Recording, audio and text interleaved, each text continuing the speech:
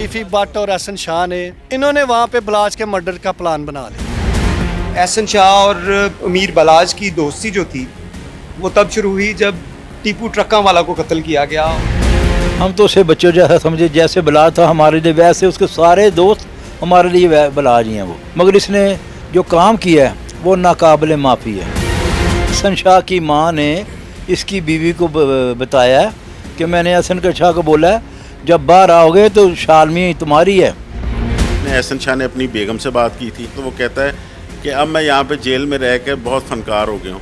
तो उसकी बीवी के अल्फाज से तू पहले ही बहुत बड़ा फनकार था। आप ये देख लें, ये जो डाला लेके फिरता था वो किश्तों का था। 20 लाख रुपए पहले बलाज ने अदा किए थे, उसकी किश्तें बलाज के अड्डे से जाती थी। जो बलाज से मोहब्बत करने वाले, उन्होंने देखा कि अल्लाह का इंसाफ कितनी जल्दी और कैसे होता है। एहसन शाह जिसने अपने उस दोस्त बल्कि भाइयों से भी बढ़कर अमीर बलाज ने एहसन शाह का ख्याल रखा, उसको इतना करीब हो गया था कि उसके हर बात पे उसकी एतमाद करता था अमीर बलाज।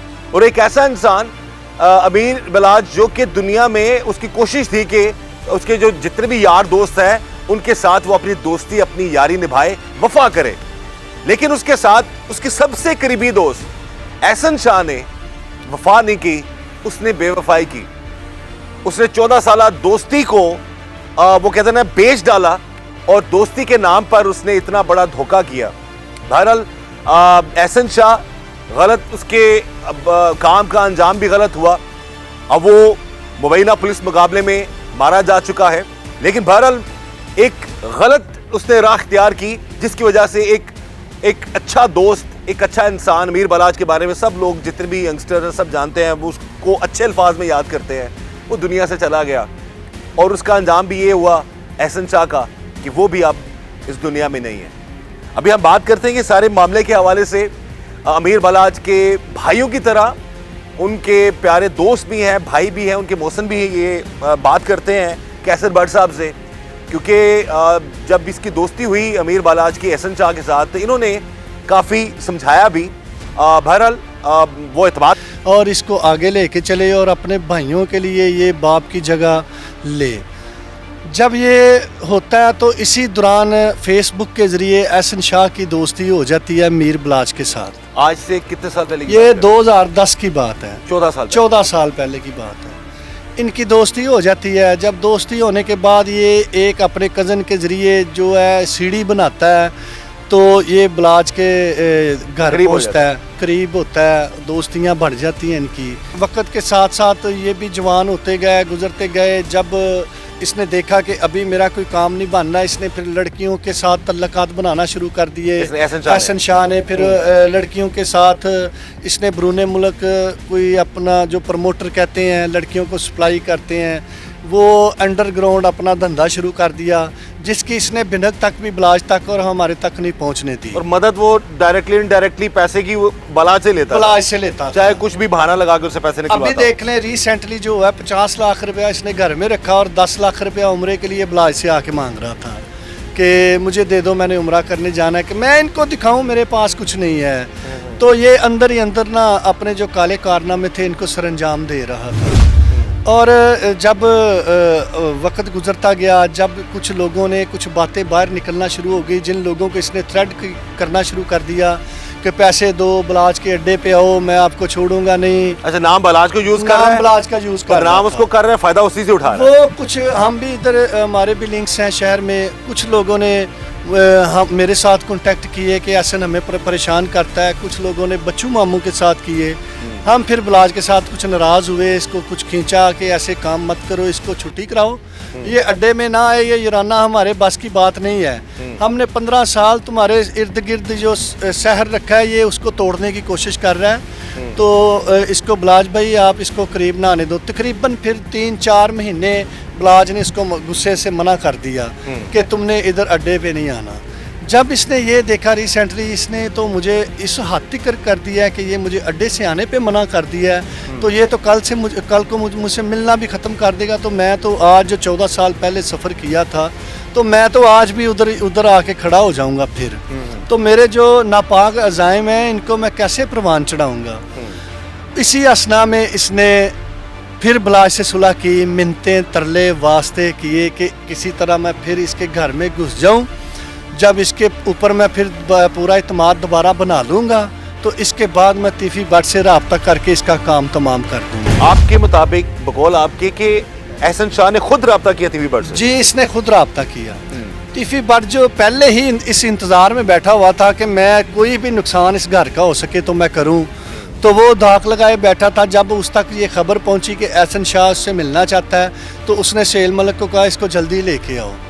वो उसको जब लेके गया एहसन शाह को, वहाँ पे इनकी पहले 3 मुलाकातें हुई रैंडमली, ऐसे इधर की बात उधर की बात, बलाज क्या करता है, कैसर भट्ट क्या करता है, ये कहाँ बैठते उठते हैं, ये सारी मालूमात इसने लेने के बाद जो तफ्तीश में एहसन शाह ने और जेल जाने के बाद जब मैंने एक आदमी उसके पास भेजा तो जो उसने इंकशाफात किए, इन्होंने वहाँ पे बलाज के मर्डर का प्लान बना लिया। इन्होंने ये प्लान बनाया तीफी भट्ट और एहसन शाह ने कि बलाज को रास्ते से हटा दें, और इसी असना में तीफी भट्ट ने उसको कहा मैं तुम्हें 5 करोड़ रुपया मैं तुम्हें देता हूँ, आप मेरे बेटे हो, आप कारोबार शुरू करो, और बलाज को कत्ल करने के बाद आप जिस चीज़ के ऊपर आप हाथ रखोगे तीफी भट्ट तुम्हारे साथ खड़ा है। हम बात करेंगे इस सारे मैटर के हवाले से। जी नुमान बताइएगा सारे इस मैटर के हवाले से। देखिए, अभी तक जो मेरे पास इन्फॉर्मेशन आई है कि पुलिस के पास ये इन्फॉर्मेशन पैक्ट मौजूद थी कि एहसन शाह जो है वो एक लंबी प्लानिंग कर रहा है जिसमें वो शूटर्स उसने अंदर ही जेल के बना लिए हैं अपने साथ। क्योंकि जिस तरह साबिक SPCIA थे उमर विर्क, वो एक बात कहा करते थे कि अगर कोई जेल में जाता है तो वहाँ से वो पूरा गैंग बना के निकलेगा। तो जो भी ज़रा सा क्रिमिनल माइंड होगा, क्योंकि हमारे प्रॉब्लम ये है कि अगर हमारे यहाँ पर 9C का कोई मुलज़म है तो उस बेशक उसके पास सिर्फ 10 ग्राम मंशियात मिली हो, लेकिन वो रहता वहीं पे है जहाँ पे कि 2-2 किलो 5-5 किलो वाले भी होते हैं। इसी तरह 302 के मुलज़म भी इकट्ठे होते तो क्या ये जो ऑडियो भी मुबैना ऑडियो चल रही है एहसन शाह की, उसके साथ कोई औरत है, कुछ कोई लोग कह रहे हैं उसकी दोस्त है, कुछ कह रहे हैं उसकी बीवी है, तो इसमें आप क्या कहेंगे कि देखिए, मेरी बड़ी डिटेल बात हुई पुलिस ऑफिसर से जो इस केस को देख रहे हैं, मोहम्मद अली भट्ट से भी, शकील भट्ट से भी, इमरान किशोर से भी। ये उन्होंने उसने एहसन शाह ने अपनी बेगम से बात की थी। ये आवाज़ जो है उसकी बेगम की आवाज़ उसकी बेगम की है। और जिस वक्त उसने उसे एहसन शाह को अगर आप ऑडियो सुने तो वो कहता है कि अब मैं यहाँ पे जेल में रह के बहुत फनकार हो गया हूँ। हाँ। तो उसकी बीवी के अल्फाज से तू पहले ही बहुत बड़ा फनकार था। हाँ। तो उसने कहा तू बेफिक्र अब ब्रांड बन गया बड़ा, अब तू ब्रांड बन बड़ा गया, ब्रांड बन गया, अब बेफिक्र हो जा, मैंने पूरा इंतज़ाम कर लिया है। वो जो तेरे अंकल हैं, जो तेरे अब्बू के दोस्त भी हैं, उनका नाम नहीं लेना। हाँ, मैंने उनका तोहफा देना है आगे अवाम को भी और बॉस को भी। ये डायरेक्टली इनडायरेक्टली यही कह रहा था शकील भट्ट को, शकील भट्ट का कह रहा था। और ये ऑडियो आप, क्योंकि ये सीनियर जी जर्नलिस्ट हैं और लोगों के जो सोशल मीडिया पर कुछ कमेंट्स भी आ रहे हैं, कुछ राय भी आ रही है ऑडियो के हवाले से कि कोई AI से बनाई गई ऑडियो है, फेक है। इस हवाले से भी इनसे जान लेते हैं कि वो ऑडियो जो है वो किस हद तक सही है, क्या वाकई वो एहसन शाह की ऑडियो है। मुझे जहाँ तक लगता है, मुझे तो ये लगता है वाकई उसी की ऑडियो है, और जो बात हो रही है वो डेफिनेटली वही कर रहा था। सारे मामलात जो थे यहाँ तक मौजूद थे कि अमीर बलाज ने हमेशा एहसन शाह का ख्याल रखा, लेकिन एहसन शाह शुरू से ही यही सोच रहा था कि मैं किसी ना किसी तरह बलाज को नुकसान पहुंचा के तो ताकत और पावर हासिल करूं। DHA में बलाज अपने दोस्तों के पास जाता था, वहाँ पे रखी दी इसने, वो खुशकिस्मती से वहाँ से निकल गया। और बलाज ने ये कहा, मुझे भी कहा, मुझे लगता है मेरे पीछे गाड़ियाँ आई हैं ना, तो कैसर भाई मैंने ना बड़ी स्पीड से वहाँ से गाड़ी दौड़ाई है और मैं निकल आया हूँ ना। आप इस बंदे का जिगरा देखें, आप इस बंदे का हौसला देखें कि एक बंदे को ये मरवाने का प्लान कर रहा है और उसी से पैसे ले रहा है, और ये दिमाग में सोच रहा है कि ये इसने कौन सा लेने के लिए दुनिया में रहना है। सारा इन्होंने प्लान मुकम्मल किया। शादी का इसको पता था, इसको पता था अगर मैं पाकिस्तान में रहूँगा तो इस शादी के ऊपर बलाज के साथ मुझे लाजमी जाना पड़ेगा। हाँ। अगर मैं शादी पे जाऊँगा तो हो सकता है शक मेरी तरफ आ जाए कि इसने थड़ा दिया है या इसने बताया, हम इस टाइम पे लोकेशन दी कि हम यहाँ पे हैं। देखें कितनी चालाकी शियारी पे, जब वो वहाँ पे चला गया।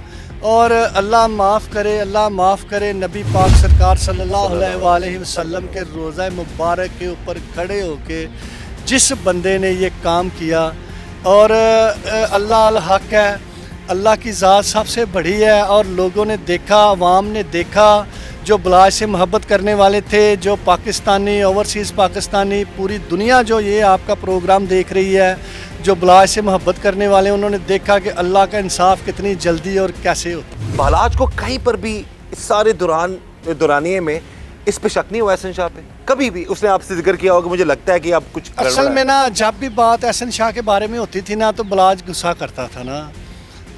जितने भी गनमैन भाई उधर दोस्त हैं वो कहते थे हाजी साहब वो चंगा नहीं लगता, ओए बकवास नहीं करनी मेरे यार दे मुतल्लक। यानी कभी से शक नहीं किया?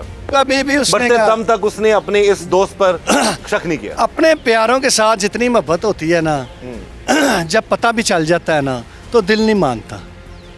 अच्छा, ये एडमिट कर चुका था कि जी मैं सारे प्लानिंग में खुद अपने मुंह से बोला है? ये जी बिल्कुल, ये एहसन शाह ने बोला है कि मैं सारे मामला जी मैं हल्फन ये बात कहता हूँ। मैंने अपने दोस्त को बेचा, मैंने कहा मुझे तसल्ली नहीं हो रही, आप उससे जाके खुद बात करें।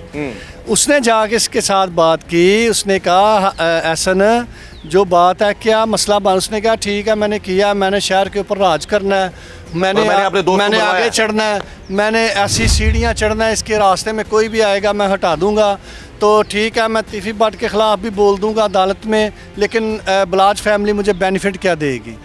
यानी कि खुद ही बलाज को मरवा के और खुद ही फायदा बेनिफिट क्या देगी? जब उस मेरे दोस्त ने जब मुझे ये बात बताई, मैंने कहा इस बात को यहाँ पे ख़त्म कर दो, इसका ज़मीर मुर्दा हो चुका है, इसको नदामत नहीं है। ऐसे बंदे जो हैं ये मुर्दार होते हैं, इनके साथ बात करने का कोई फ़ायदा नहीं। ऐसे ये बात को भी इधर दफन कर दो, ये बलाज फैमिली को इस बात सुन के तकलीफ़ होगी। ये जो भी ऑडियो लीक हुई है मुबैना तौर पर, ये अपनी बीवी से बात कर रहा है, ये इस वाले से बताएं कि अब भी बहुत सारे लोगों के जो कमेंट्स आ रहे हैं सोशल मीडिया पे, कुछ लोग ये कह रहे हैं जी कि शायद मुबैना तौर पर ये ऑडियो जाली हो सकती है। आप बताएं, अब तो काफ़ी करीब से आपने देखा हुआ है वो उसको भी सारे मामला, तो ये ऑडियो जो लीक हुई इस बारे में आपका क्या कहना है? मैं आपकी विसादत से नाजरीन को ये बात बताता चलूँ, एक एक लफ्ज़ सच है। एहसन शाह ने गद्दारी की, एहसन शाह ने बलाज को मरवाया। आपने नोट किया कि ये कॉल में कह रहा है कि उस बंदे का नाम मत लेना। हाँ, कोड वर्ड्स में बात कर रहा है कि उस बंदे का नाम मत लेना क्योंकि उसको फिर पता चल जाएगा। ऐसे ही हुआ, वो रिकॉर्डिंग जब जेल हकामात ने सुनी वो एक थरथल्ली मच गई कि हमारे एक महकमे के बंदों के ख़िलाफ़ ये बंदा जेल में हमारी बैठ के इतनी बड़ी साजिश कर रहा है। ऑडियो लीक हुई और जो हमारी पंजाब पुलिस है ये भी चौकस हुई।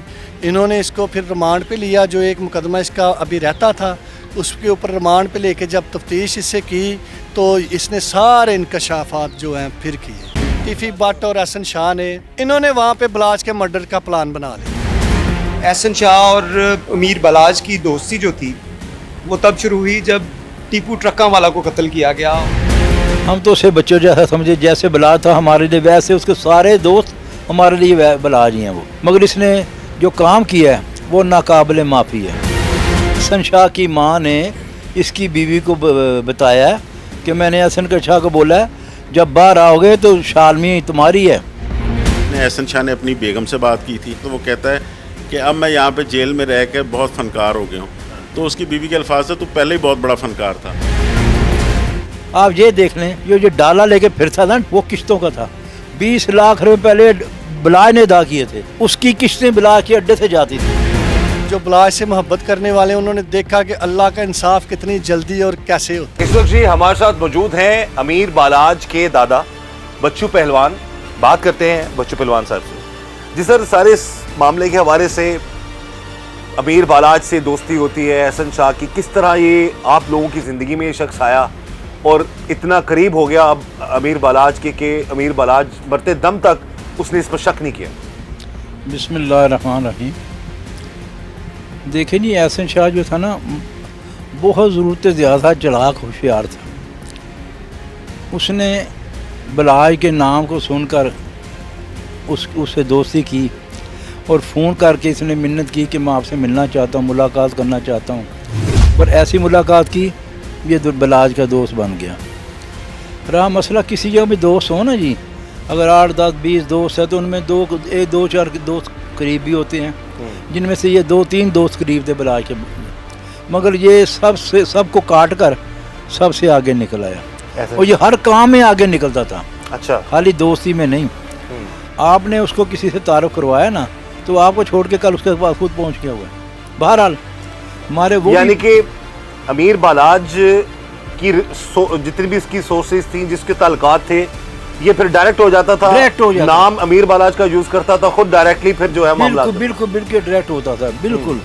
ये उसके सारे दोस्त भी बताएंगे कि उसमें ये खूबी थी कि ऐसे शैतानी काम करते वो डायरेक्ट हो जाता था। रहा हम तो उसे बच्चों जैसा समझे, जैसे बला था हमारे लिए वैसे उसके सारे दोस्त हमारे लिए बलाज ही हैं वो, ठीक है। मगर इसने जो काम किया है वो नाकाबिले माफ़ी है। देखिए उसकी वालदा कहती थी मेरे बच्चा बेगुनाह था, बड़ा नेक था। एहसन शाह के ऊपर ज़िना का पर्चा भी था, उसके अलावा भी पर्चे थे। वो इतना नेक था, उसके ऊपर ज़िना था, उसके अलावा पर्चे थे। सबसे बड़ी बात, दोस्त को उसने मरवा दिया। वो तो ज़ाहिर है पुलिस की तफ्तीश में चीजें साफ आप हुई तो यकीन करें हम सोच भी नहीं सकते थे ऐसे किसने लगाए थे। हालांकि ये कहना मैं मुनासिब नहीं समझता, मगर वो उसके घर वाले मजबूर कर रहे हैं कि हम ऐसी बातें भी करें। ये इसके जितने भी टिकटॉक्स हैं, वीडियोस हैं, वो जहाँ भी जा रहा है अमीर बालाज के साथ जा रहा है, बड़ी दोस्ती यारी की वीडियोस इसने बड़ी लगाई हैं, एंड तक इसने पता नहीं लगने दिया। तो कभी आपको शक हुआ इस पे? कभी भी ना बलाज को भी नहीं, बलाज कत्ल हो गया, हमें शक नहीं कि इसने कराया। वो तो देखो अल्लाह ने फिर इसको गिरफ्त में दिया ना, अल्लाह ने गिरफ्त में, ये किसी को कोई खूबी नहीं है, ये अल्लाह की गिरफ्त में आए हैं सारे देखे ना। ये आया है पुलों वाले बयान करता रहा, अपनी अमीर बालाज के साथ दोस्ती के अच्छे लम्हात को याद करता रहा, अपने यार की यारी की बात करता रहा, लेकिन यारों का यार तो उसने खुद ही मरवाया था। अभी कुछ और बातें सामने आने वाली है, वो इसकी बीवी की हैं। अच्छा, जो एहसन शाह की माँ ने इसकी बीवी को बताया है कि मैंने एहसन शाह को बोला है जब बाहर आओगे तो शालमी तुम्हारी है, यहाँ पर आके तुमने हुकूमत करनी है और पैसा इकट्ठा करना है, वो भी आपको पता चल जाएगा 2-3 दिन में। अच्छा, हाँ, यानी कि आपके इस राय से आपको पता चला गया। नहीं तो मैं कहता हूँ पुलिस अभी इसकी बीवी को पकड़े भी वो इंकशाफ करेगी। हाँ ये मेरी बात, यानी कि अब उसके ज़हन में ये चल रहा था, इतने मासूम नहीं है ये, इतने मासूम नहीं है। अभी ये जो ऑडियो आई है इसकी, जी, इसकी ऑडियो इसकी बीवी के साथ ही मुबैना जो है, या कोई दोस्त है इसकी, या बीवी इसकी बात कर रही है? हमें तो पता ये लगा कि शायद बीवी है उसकी। बस छोड़े, दोस्त कई रखी हुई थी। देखना एक लड़की का आपने देखा होगा इंटरव्यू, जिसको बलाज ने बचाया था, इसने तो बेच दिया था हरामी ने बाहर जाके। इधर से लड़कियों को वर्गलाता था, बाहर बेच देता था ये। और इन सारी चीज़ों से बालाज लाइल्म था, उसको नहीं पता था, उसकी इल्म में नहीं होती थी। ना वालदा भी रो रही मेरे बच्चे। तो जिसका बच्चा कत्ल करवाया उसकी माँ से पूछे। जब उसकी माँ, वो देखें उसकी माँ है, पहले उसका शोहर कत्ल हो गया, उससे पहले उसका ससुर कत्ल हो गया, वो इंसाफ नहीं मिला, अभी बेटा कत्ल हो गया। जब बलाज का दादा कत्ल हुआ था ना, तो बलाज उस वक्त गोद में था, 1.5 साल की उम्र, साल भी नहीं तकरीबन ऐसा ही था। फिर उसका बाप कत्ल हो गया, उसके बाप को बड़ी ख्वाहिश थी। आप यकीन करें उसके बाप को इतनी ख्वाहिश थी कि मैं इसको पढ़ा लिखा के इसको मैं MP MA का इलेक्शन लाऊंगा। बाकी फिर दोनों भाई पढ़ने भी गए बाहर, इसलिए बाहर भेजा, तीनों बाहर थे, उससे छोटे तीनों। क्या लगता है आप? देखें पैसा उसने अपना ईमान समझा, यानी कि पैसा तो उसको मिल रहा था बलाज से, लेकिन उसके बावजूद ये हो सकता है ये 5 करोड़ से मांग लेता तो बलाज उसको वैसे ही इसको दे देता। बलाज ने इनकार नहीं किया, मगर पता नहीं खुदा जाने इसने अपना ईमान क्यों बेचा है। इकट्ठा पैसा देख के तो इसने अपना ईमान बेच दिया, दुनिया भी ख़राब किया, आखिरत भी ख़राब किया।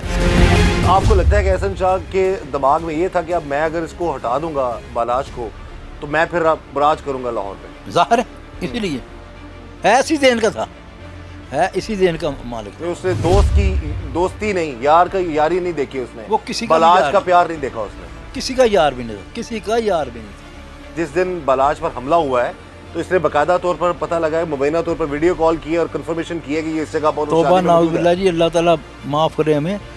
रोज़े पाक पे बैठे इसने ये हरकत की है। जो लोग मैंने देखा है, मुझे शौक़ नहीं है ये वीडियो से देखने का, मगर कल ही मुझे लड़के ने दिखाई है कि एक आदमी कह रहा है कि इसको को टोटे करके आगे डालना चाहिए। यकीन करें, मैं तो अल्फाज नहीं वो कहता, मगर वो हकीकत में ठीक कह रहा था। ऐसी काबल था कि जहाँ पर बैठ के हम जाके अपनी सारी ज़िंदगी के गुनाह बख्शवाते हैं, वहाँ पर बता रहा है कितना ज़हन का ये गंदा था, वहाँ पर बैठ के ये मुखबरी कर रहा था। और बलाज यहाँ से, जो मैंने सुना ना, बलाज ने यहाँ से दूधे पाप पड़ा है। पुलिस मुकाबला भी ज़ाहिर है हम उसको मुबैना ही कह सकते हैं कि ऐसा इसमें अभी पुलिस का मौक़िफ़ जो खुल के सामने नहीं आ रहा है। आप इस हवाले से क्या कहेंगे? देखें, अब तक पुलिस ने अगर इस साल की बात की जाए, ये 1.5 साल की बात की जाए, तो इस 1.5 साल के दौरान जो इनकाउंटर्स हुए उसमें पुलिस की तरफ से एक स्ट्रेटजी तब्दील की गई। पहले जब भी पुलिस इनकाउंटर होता था तो बताया जाता था कि पुलिस की जवाबी फायरिंग में जो अक्यूज़ है, जो ज़ेर हिरासत मुलजिम है, वो मारा गया है। अब इसमें टेक्निकल चीज़ें थोड़ी सी समझने वाली हैं कि अगर पुलिस ये स्टेटमेंट दे कि हमारी जवाबी फायरिंग से कोई शख्स जो हलाक हो गया है तो इसकी जुडिशल इंक्वायरी करवानी पड़ती है, मतलब कि वो पुलिस से इन्वेस्टिगेशन ख़त्म हो गई, वो इंक्वायरी जो है वो जुडिशल इंक्वायरी होगी। लेकिन पुलिस ने अब कुछ सालों से ये एक ट्रेंड बना लिया है कि जब भी बताया जाता है कि एनकाउंटर हुआ, उसमें बताया जाता है कि उसके साथियों ने उसको छुड़वाने की कोशिश की, उन्होंने फायरिंग की, जिसकी वजह से ज़ेर हिरासत मुलजिम जो मारा गया और हम लोग बाल बाल बच गए, वो लोग फरार हो गए। यहाँ पे भी यही सूरत हाल थी। इस सारे मामले में नाजरीन जो चीज़ें सामने आई हैं वो यही है कि गलत काम का गलत अंजाम है।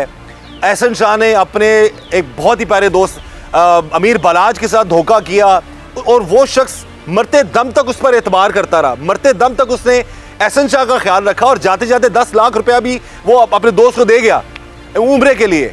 लेकिन वो ये नहीं जानता था अमीर बालाज कि इस शख्स के दिमाग में क्या चल रहा है। और उसके बाद फिर फर्दर अब जो मुबैना ऑडियो सामने आई है उसमें भी जो चीज़ें सामने आई है, वो जो बात हो रही है वो दोस्त है या मियाँ बीवी हैं, पता तो ये चल रहा है कि मियाँ बीवी हैं दोनों, यानी कि वो औरत जिससे बात कर रहा है एहसन शाह वो उसकी बीवी है। तो उस चीज़ों उसमें भी ये चीज़ सामने आई है कि सारे मामला जो है किस हद तक ये ख़तरनाक बन चुका था और ये अगर बाहर आता तो बाहर आकर ये क्या क्या नुकसान कर सकता था। बहरहाल जो भी मामला हैं, पुलिस का जो मौक़िफ़ है इस सारे मामले में वो ये है कि वो बरामदगी के लिए, निशानदेही के लिए कहीं पर लेके जा रहे थे और डेफिनेटली उस पर उन पर पुलिस पर बकौल पुलिस के हमला हुआ और उस दौरान जो है एहसन शाह जो है वो मारा गया है। बहरहाल गलत काम का गलत अंजाम है। हम यही दुआ करते हैं कि कोई किसी की ज़िंदगी में एहसन शाह जैसा दोस्त ना हो जो अमीर बालाज जैसे दोस्तों के दोस्त, यारों के यार को दगा दे, उसके साथ बेवफाई करे और उसको मरवा डाले। बुरे काम का बुरा अंजाम है। एहसन शाह ने गलत किया, उसका अंजाम भी बुरा हुआ और हम चाहते हैं कि ऐसे दोस्त कभी भी किसी की ज़िंदगी में ना आए। बहुत शुक्रिया कैसर साहब, आपने हमें वक्त दिया और जो हकाइक थे, क्योंकि आप जितने करीब आप हैं अमीर बालाज के सारी फैमिली के, शायद कोई और हो, इस दुआ के साथ कि अल्लाह ताला हम सब पर रहम करम और फजल फरमाए। अल्लाह ताला हमें एहसन शाह जैसे दोस्तों से बचाए और अल्लाह ताला हमें हर तरह और हर किसी के शर से बचाए। मुझे इजाज़त दीजिएगा। अल्लाह हाफिज़।